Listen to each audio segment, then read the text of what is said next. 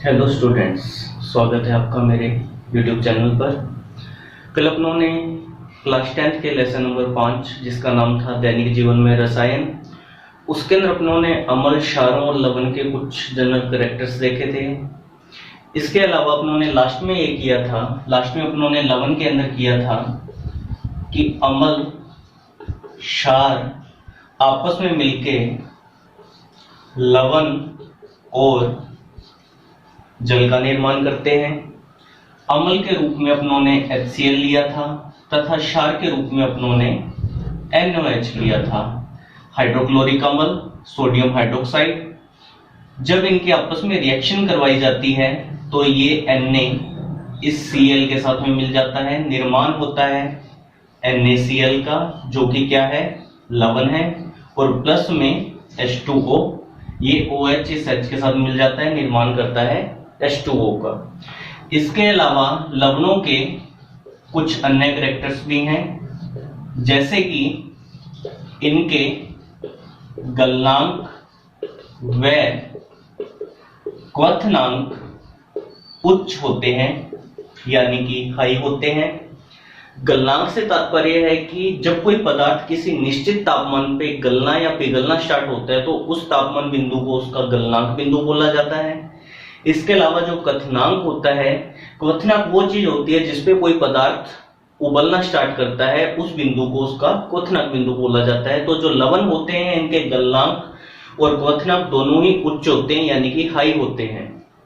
इसके अलावा दूसरा इसका कैरेक्टर और है कि ये क्रिस्टलीय रूप में पाए जाते हैं हमेशा, यानी कि जो लवण है हमेशा आपको क्रिस्टल के रूप में ही मिलेंगे। उदाहरण के तौर पे हम NaCl, सोडियम क्लोराइड, जिसे अपने साधारण भाषा में नमक भी बोल देते हैं, वो क्या है, हमेशा क्रिस्टल के रूप में ही होगा।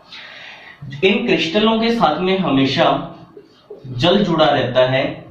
जब क्रिस्टलों के साथ में जल जुड़ा रहेगा तो इस जल को बोला जाएगा क्रिस्टलन जल बोला जाएगा।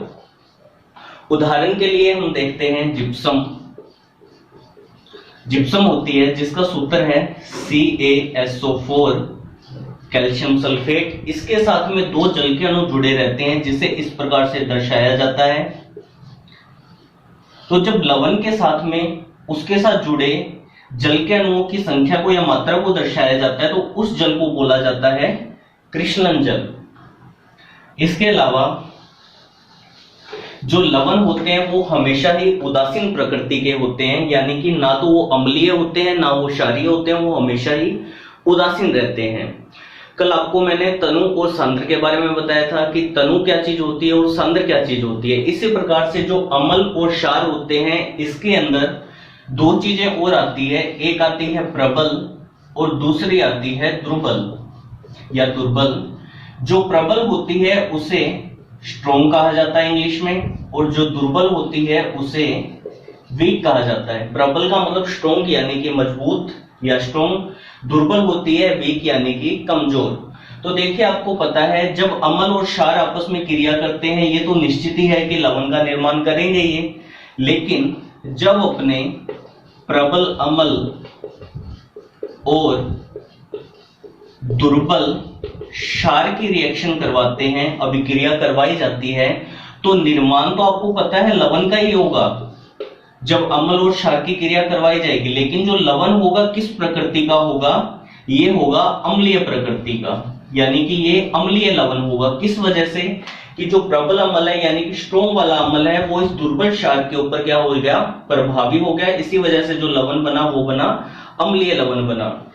नेक्स्ट केस के अंदर अपने देखते हैं, यदि अपने प्रबल अम्ल की जगह पे प्रबल क्षार ले लेते हैं और दुर्बल अम्ल ले लेते हैं, तो निर्माण किसका होगा आपको पता है। अम्ल और क्षार की क्रिया में निर्माण तो सदैव लवण का ही होता है, लेकिन इसके अंदर जो प्रबल यानी कि स्ट्रॉन्ग है वो क्षार है, जो इसके ऊपर डोमिनेट हो जाएगा, प्रभावी हो जाएगा। इसलिए जो निर्माण होगा या जो ये लवण बनेगा वो बनेगा क्षारीय प्रकार का लवण।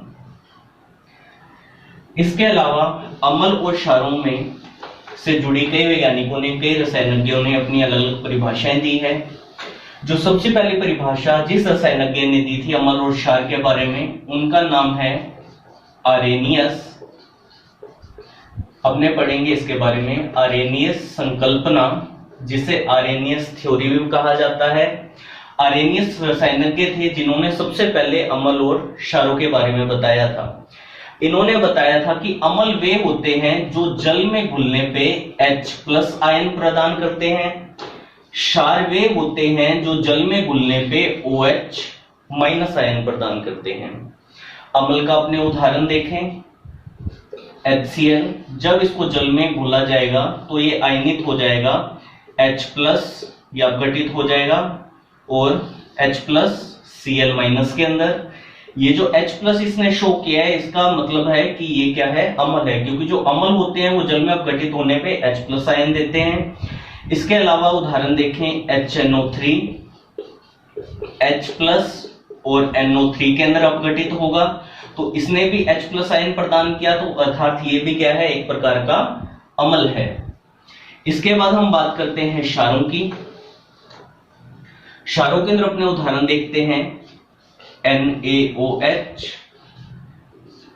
सोडियम हाइड्रोक्साइड, जब इसको जल में घोला जाएगा तो अपघटित होगा Na+ और OH-। इस केस के अंदर ये टूट रहा है OH- के अंदर, तो आपको पता है जब भी OH- के अंदर टूटेगा तो वो क्या होगा, आरेनियस के अनुसार क्षार होगा। एक और उदाहरण, NH4OH, अमोनियम हाइड्रोक्साइड, ये टूटेगा NH4+ और OH- के अंदर, ये भी OH- के अंदर टूट रहा है, अर्थात ये भी क्या है, क्षार है। इसके बाद में बताया आरेनियस ने कि जो H+ आयन होते हैं वो तो दर्शाते हैं अम्ल को, OH- होते हैं वो दर्शाते हैं क्षार को। तो जब H+ और OH- की रिएक्शन आपस में करवाई जाती है तो निर्माण होता है किसका, H2O का, यानी कि जल का।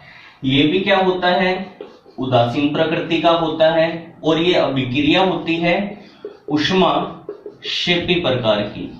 ऊष्माक्षेपी से मतलब जिसके अंदर ऊष्मा का क्षेपण होता है या ऊष्मा का उत्सर्जन होता है, जिसके अंदर ऊष्मा बाहर निकलती है, वो कहलाती है ऊष्माक्षेपी प्रकार की अभिक्रिया। तो आरेनियस ने H+ और OH- की थ्योरी तो दे दी थी। इसके अलावा ऐसे जो रसायन थे जिसके अंदर H+ और OH- नहीं था, उस थ्योरी को ये समझा नहीं पाया, उसके अंदर ये अम्ल और क्षार वाला फॉर्मूला काम नहीं किया। इसके बाद में अन्य रसायनज्ञ थे, उन्होंने अपनी अपनी अलग अलग परिभाषाएं दी, जिसके बारे में हम कल पढ़ेंगे।